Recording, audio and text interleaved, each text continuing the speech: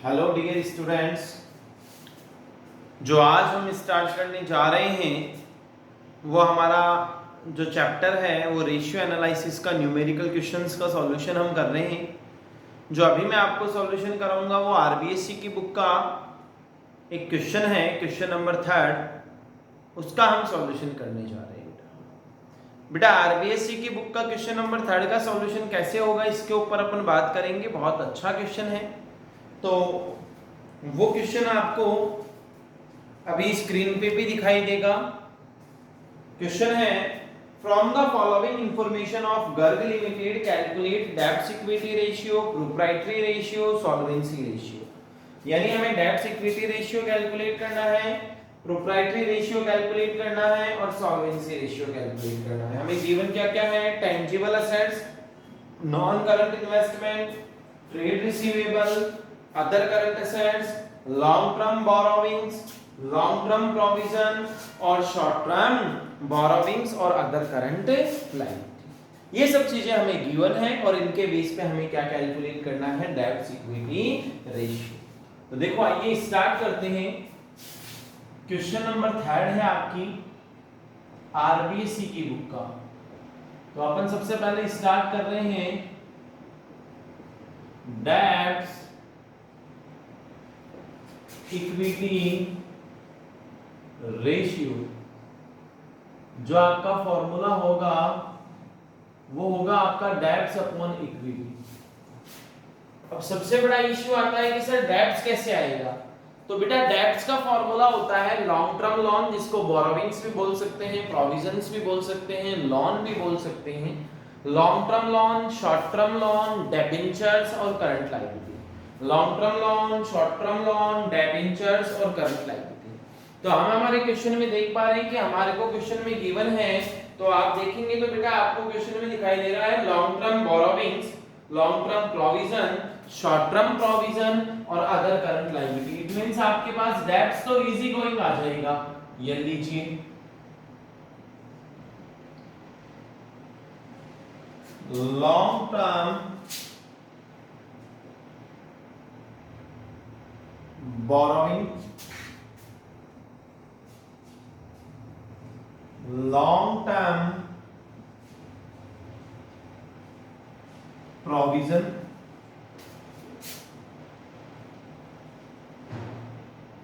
Short term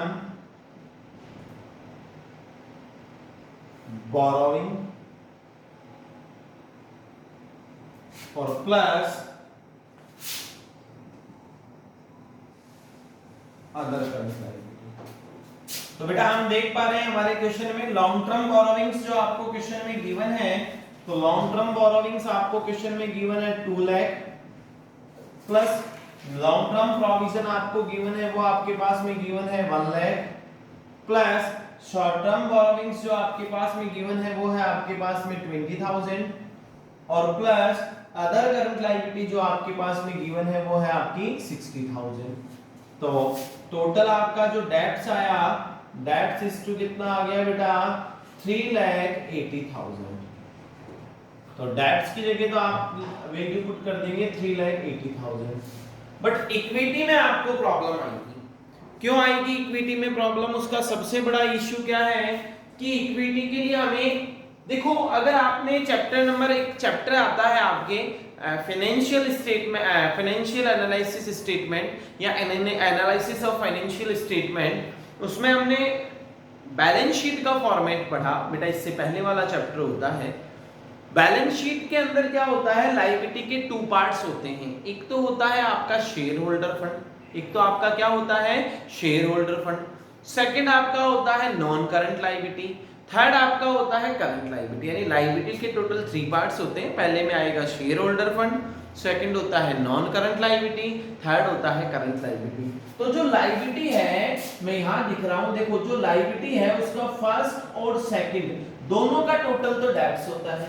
और equity का मतलब क्या है? लायबिलिटी का फर्स्ट पॉइंट। इक्विटी का मतलब क्या होता है? लायबिलिटी का फर्स्ट पॉइंट, यानी जो शेयर होल्डर फंड है वो आपका इक्विटी होता है। और उसमें कौन कौन आती हैं? लाइक शेयर कैपिटल्स आती हैं। शेयर कैपिटल 2 टाइप्स की होती हैं, इक्विटी शेयर होता है, प्रेफरेंस शेयर होता है, रिजर्व एंड सरप्लस आते हैं। और हमारे इस क्वेश्चन में कहीं पे भी वो गिवन नहीं है। तो अब अपन सबसे पहले एक मेमोरेंडम बैलेंस शीट बनाएंगे, क्योंकि हमारे पास में फर्स्ट पॉइंट गिवन नहीं है। तो मेमोरेंडम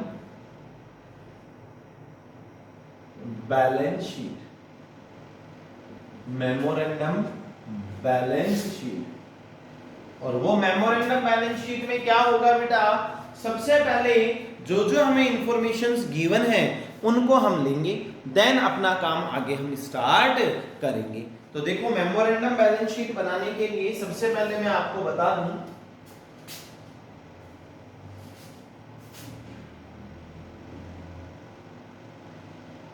पर्टिकुलर अमाउंट, जो फर्स्ट पॉइंट आएगा, अगर आपको पता है तो उसमें आएगा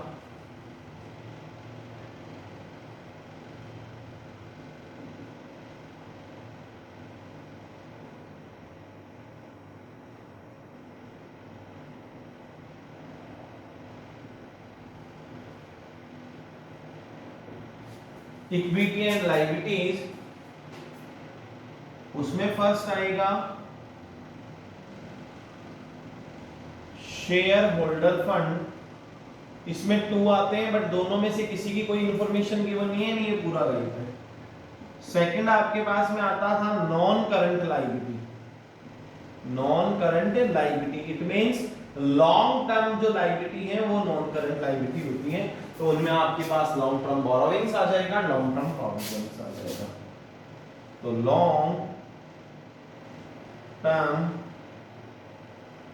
बोरोइंग्स और लॉन्ग टर्म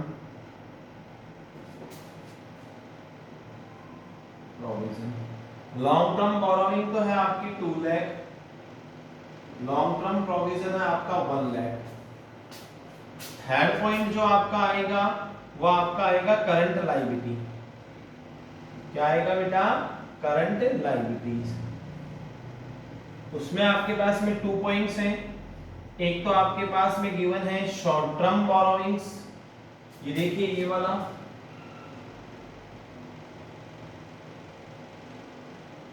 और एक आपके पास में गिवन है अदर करंट लायबिलिटी।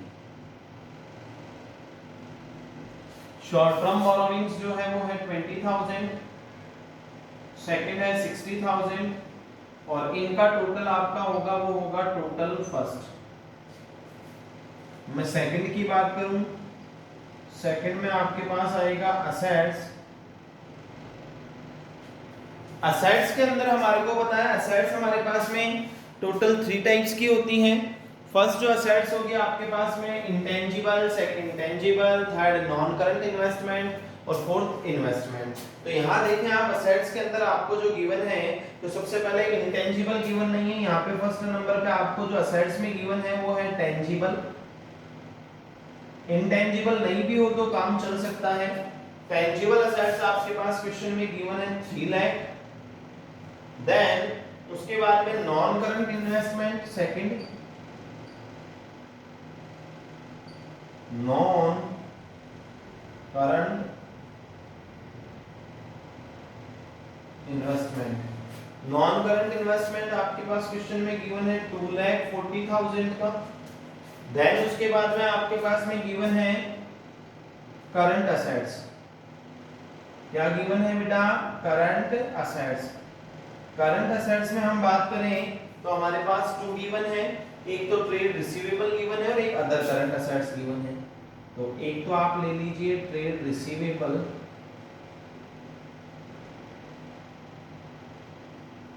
जो कि आपके पास क्वेश्चन में गिवन है। ट्रेड रिसीवेबल में आपके पास क्वेश्चन में गिवन है 90,000। और अदर करंट असेट्स की हम बात करें तो अदर करंट असेट्स हमारे पास क्वेश्चन में गिवन है 70,000। इसका जो टोटल होगा वो होगा टोटल सेकंड। तो आपका जो टोटल हो गया है बेटा, जब आप इसका टोटल करेंगे बेटा तो वो आपका टोटल हो गया है 7 लाख, यानी असेट्स का आपका टोटल कितना आ रहा है 7 लाख। कितना आ रहा है बेटा 7 लाख। अब बहुत इजी सी बात है, थोड़ा सा ध्यान लगाना है कि अगर असेट्स का टोटल 7 लाख है तो लायबिलिटी का भी टोटल ऑब्वियसली कितना होना चाहिए 7 लाख। लायबिलिटी में हमारे पास में जबकि ये शेयर होल्डर फंड गिवन नहीं है, इन सब का हम टोटल देखते हैं तो 213 लाख 80,000 है।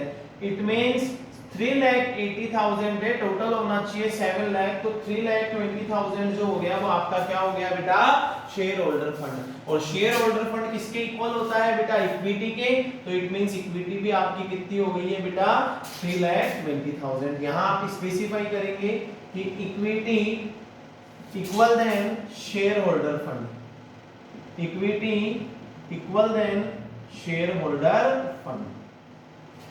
यह आपका बहुत सीधा सा फंडा है। सॉल्यूशन निकाल लीजिए, 40 से 40 कैंसिल, 19 और 16 आपका रेशियो। और भी कट करना चाहें तो कर सकते हैं। सेकंड जो मुझे कैलकुलेट करना है उस पर हम बात करें तो वो आपके पास सेकंड जो आपको कैलकुलेट करना है वो है प्रोप्राइटरी रेशियो। कौन सा रेशियो बेटा प्रोप्राइटरी रेशियो। और सर प्रोप्राइटरी रेशियो का फॉर्मूला होता है नेटवर्थ अपॉन में टोटल असेट्स।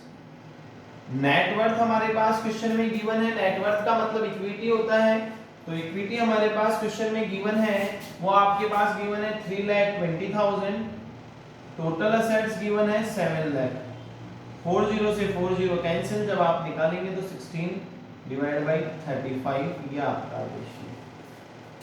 थर्ड की मैं बात करूं तो थर्ड वाले में आपके पास में प्रोप्राइटरी के बाद में आपको थर्ड जो निकालना है वो आपको कैलकुलेट करना है सॉल्वेंसी रेशियो। तो सर सॉल्वेंसी रेशियो का फॉर्मूला होता है डेब्ट्स अपॉन में टोटल असेट्स। डेब्ट्स हमारे पास ऑलरेडी गिवन है 3,80,000, टोटल असेट्स गिवन है 7 लाख, 40 से 40 कैंसिल, 19 रेशियो 35 आपका आंसर। स्क्रीनशॉट ले लीजिए बेटा, देन हम आगे क्वेश्चन का सॉल्यूशन स्टार्ट करेंगे।